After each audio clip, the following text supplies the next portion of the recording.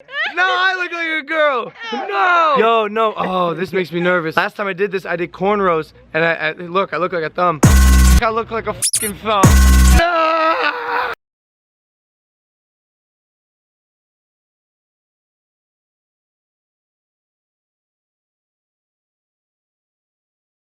What's up guys, Derek from MorePlateSmartAtes.com. Today we're going to be talking about how Logan Paul reversed his hair loss. So if you are a fan of the Paul brothers, you've probably seen over the years that they have started going bald. It's been fairly fast and fairly aggressive. Their dad has a bald head and they are well on their way to that as well. It's in their genetics. And they have fairly aggressive loss, which they've shown as early as, like 21 years old. They had severe thinning and recession. Now, Logan in particular, though, he seems to have reversed his hair loss over the past year and a bit. And to the point where now you wouldn't even guess he has hair loss. I haven't seen his hairline, but his hair itself looks like it's doubled in density.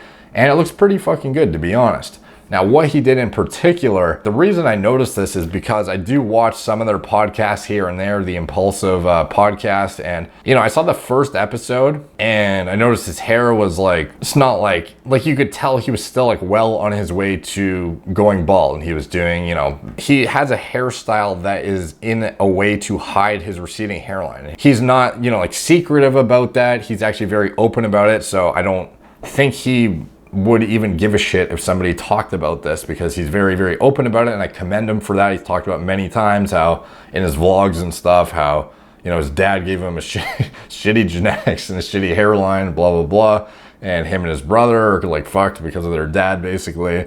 And it's actually kind of funny the way he outlines it. He adds good comedy to it. He's actually really cool about how he talks about the topic as opposed to just dodging it. But something I don't know if he's going to talk about and whether he'll dodge is what he's been doing recently, which is obviously something that really, caught my attention. So over the past, the start of the podcast, in his vlogs in particular, he was well on his way to being you need to shave your head by age 25, 26. Then at the start of his podcast, he was still trying to hide it, it seemed like. He still had that hairstyle, the wispy, whatever the fuck, and it's, thinning and receding still. But he's hiding it okay. And then throughout the first 100 episodes, it starts to get better. And then by the the middle of, I don't know when I'm going to publish this video, but by halfway through from the first episode to current, at least at the time of recording this, all of a sudden his hair is he dyed it in the middle somewhere. I forget where it was. It was episode whatever. He dyed his hair super bright blonde from at the start of the season, or the start of the first episode, it was brown, and then he dyed it super blonde, and then all of a sudden he had a dirty blonde brown, I don't even know what you call it, but the density was doubled. And it seemed it wasn't overnight necessarily, but it was pretty fast. And it was fast enough that it was pretty suspect in my opinion. And it's sort of I don't think it was a transplant, because if you had a transplant, you would...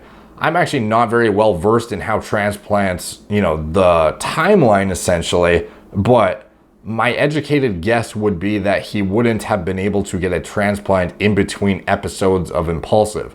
So I was sort of led to thinking that how could you reverse it in a way that looks natural in such a short period of time while you're still recording things on a nearly daily basis. So this guy has put out an episode every few days for over a year straight, and you've seen his hair multiple angles, multiple episodes. There's no way he'd be able to hide something like a significant surgical procedure. So I think he is started the big three, which is finasteride, ketoconazole, and minoxidil, or potentially just finasteride and minoxidil. I think he's a hyper responder, or he's just having a very good response to it, and it's kind of set him back another few years at least. He has better hair now than he did at 21 years old, and I think he's 25 now. So whatever he's doing is working. I was almost thinking that he might have had not a wig, but something that just added artificial density instantly, because it seemed within just a matter of a few weeks, he went from brown thinning hair to dyeing it super blonde, and then all of a sudden it had this layered look where it was super dense, and then ever since then it's just been the same.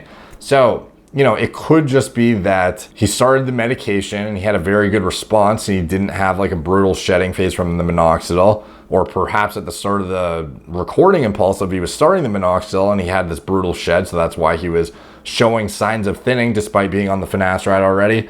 It's hard to say, but I think my guess is that he started finasteride, minoxidil, and he is responding well to it. Now, you know, is that actually what's going on? I don't know, but it is certainly something that reinforces their efficacy if that is what he's using, and he's recovered to where he's at now, because he was definitely well on his way to achieving Greg Paul hair status, and you know, he's back to like juvenile hair, it looks like. I don't know what his hairline looks like, but you know, there's been tons of footage of him like going in his pool, him in his podcast, him, you know, doing crazy shit, and his hair looks fucking good. Like, it looks better than it did 5 years ago, and whatever he's doing is working. So if anything, I feel like it's more just sort of, you know, reinforces the fact that if you are noticing loss, or even if you are not even noticing it, frankly, even if you're not noticing it, I think prevention is, you know,